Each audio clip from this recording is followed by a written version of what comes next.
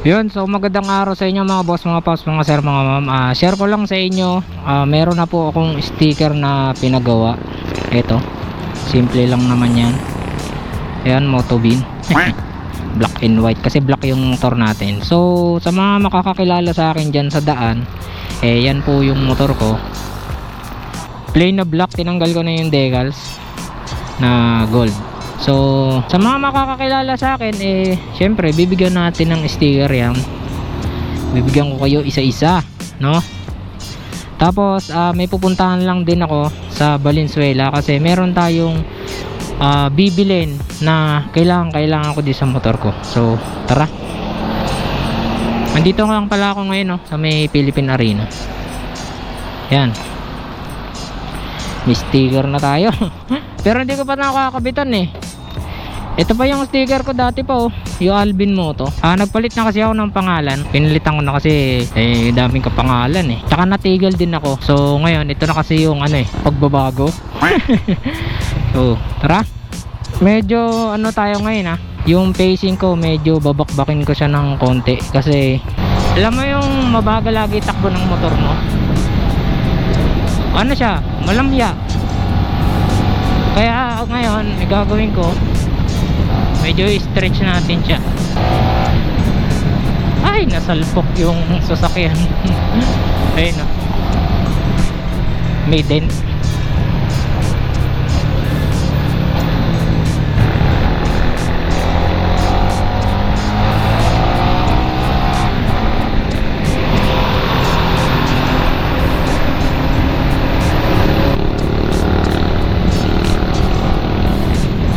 So yun mga boss, yung bibiling ko pala doon sa Valenzuela ay center box para dito sa Winner X natin.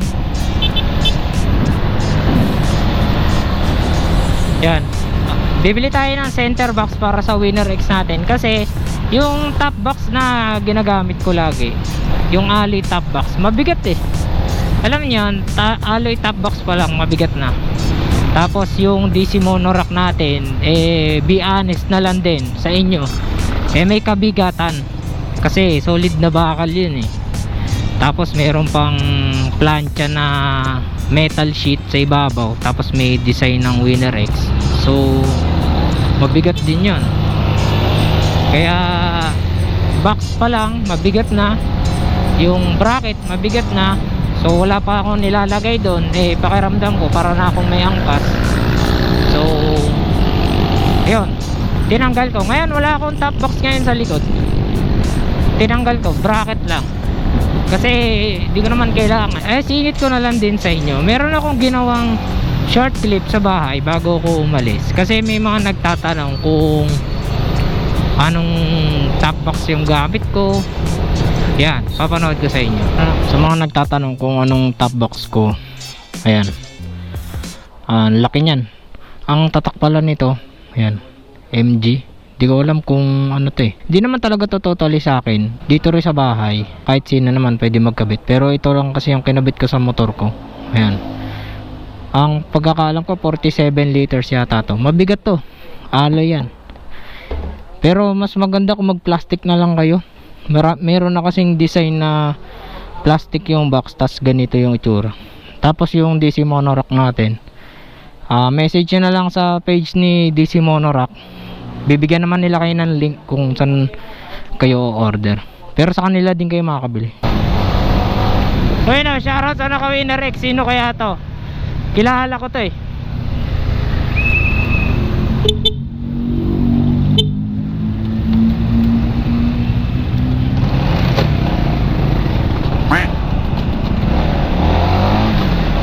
Kilala ko to.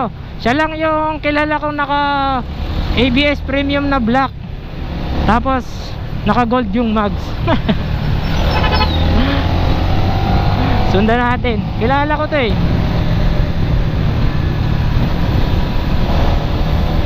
Ay, hindi na natin tamayin to. Magdi-deliver yan eh. Grab rider yan si bossing eh. Hindi na natin siya napahinto kasi may delivery yun. Ayoko rin maabala eh. Mga delivery rider, mahalaga ang oras niyan.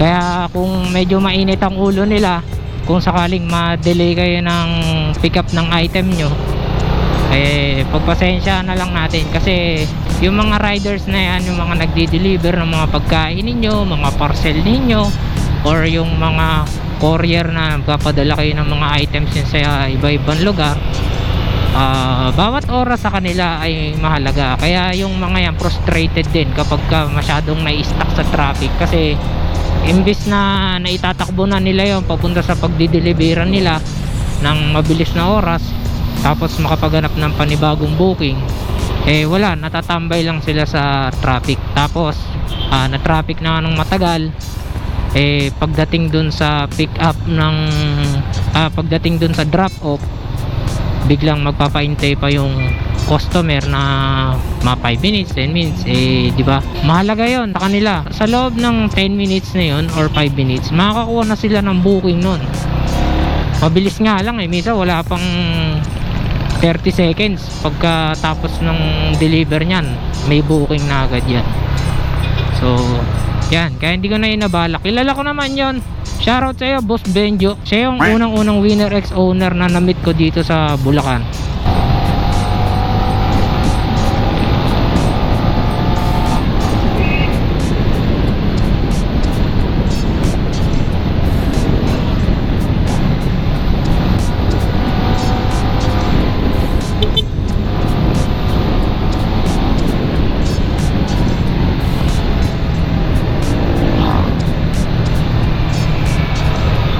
Yung pupuntahan ko, nabibilang ko ng center box, kilala nyo na siya. Siya yung unang nakita ko motor shop na nagbebenta ng mga aftermarket parts ng Winner X, tapos mga accessories. Walang iba kundi si M1 Garage o Motobox Republic. So yan, babakbakin ko na papunta doon kay M1 Garage. Tapos mag window shopping na din tayo ron kung ano yung mga parts na binibenta niya para kay Winner X, tapos kung anong motor yung mga kaya nilang i-cater doon, sisingit na lang natin. Let's go. So far isa pa lang yung Winner X na nakakasabay ko o yung nakikita ko sa daan. Kilala ko pa kung sino. Uy, mayroon pa isa. Speaking, meron dito standard na kulay pula. Di ko alam kung Movit rider si Bossing, kasi yung angkas niya naka Movit na helmet eh. Businahan natin, ano. Sama na ka Winner X dyan. Busina lang tayo. Huwag tayo magtutugisan sa kalsada, busina lang. Let's go. Puntahan natin si Bossing. Para ako hunting ng Winner X sa daan, ano. Hello. Ano, shoutout kay Bossing. Standard na kulay pula. Yan. Ingat ka sa biyahe mo, boss. Ano, speaking na isa pa lang yung nakikita ko Winner X sa daan, nakalain mo mayroon agad sumunod. Tingnan natin, baka mayroon pa. Biyahe ka. Punta lang ako kay M1. Shoutout, boss. Motobin, baka gusto mo bigyan kita sticker. Thank you. Thank you, boss. Ingat. Ingat sa biyahe. Narin ako ng M1 eh. Ngayon? Sige, boss, kita na lang tayo doon. Pupunta rin pala si Bossing kay M1. Ayun, binigyan natin siya ng sticker. Kauna-unahang Winner X na binigyan ko ng sticker, ano.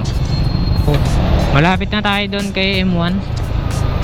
Based dito sa aking Google Maps, ano. Baka paglagpas lang ng SM.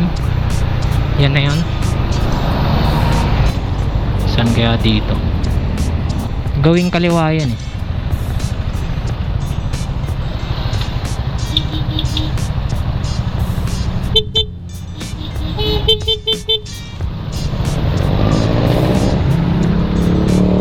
Ayaw ko maliwa, ano ba yan?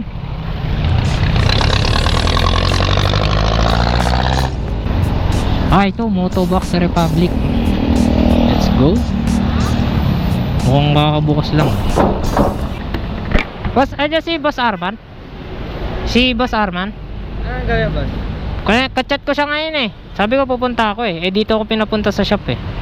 Ay, release mo itong ano. Boss, waste mo yung Motobox Republic. Ang soft opening, bukas pang open namin eh. Okay. Pero yung pinaka-shop, dati kasi yung waste location doon sa bahay. Waste mo na lang Motobox Republic. Kayo po ba yun, sir? Hindi, baka yung kapatid ko. Anong kukunin mo? Center box. Center box. O yung GB tsaka kapa. Mamili ka. Oo. Ito, waste. Ito, sir. Oo, okay yan. Ay, hindi ba ito yon? Yung address na to? Yung bago. Ah, okay. So, hindi pa siya nag-o-open. Mamaya pa alas 3 yung program namin. Gusto mo, tambay ka muna doon sa kabilang shop. Okay, sige, sir. Waste mo na lang, Motobox Republic. Malapit lang pala. Malapit lang naman. Sige, bossing. Thank you. Kita na lang ito maya-maya. Doon na kami. Eh, sir. Punta ka na lang doon. Sige. Okay. Ito na pala yung physical store ni M1. Ngayon, hindi ko pala dyan makukuha yung item. So, dun pala yun sa bahay nila. So, ayan mga boss, nandito na ako sa Motobox Republic. Yung pinuntahan ko kanina, dun pala yun sa MacArthur. Bukas pa pala yung opening na set. Bukas pa. Bali ngayon, nandito ako sa bahay nila. Ito yung garahe. Dito sila gumagawa ngayon. Dito na ako nagpunta. Papakabit ako ng center box. So, pangkapote lang to. Tapos tatanggalin ko na pag tapos na yung ulan. Ilang, sisilipin natin yung shop nila. Tingnan natin kung ano yung mga pyesa na pang Winner X na pwede nyong mabili dito at pwede ko din mabili. So, tara, papaalam lang ako dun sa may-ari. Tapos, pasok tayo. Yan, so shoutout kay Bossing yan.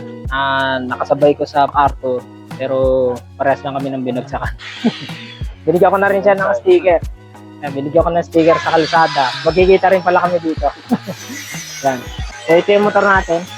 Lalagyan na ng bracket para makabit yung top box. Ang binili kong top box pala, ito GB. 10 liters lang to. Pero pwede na lagayan ng kapote. Tapos yung wallet, ganyan. Yung top box ko kasi,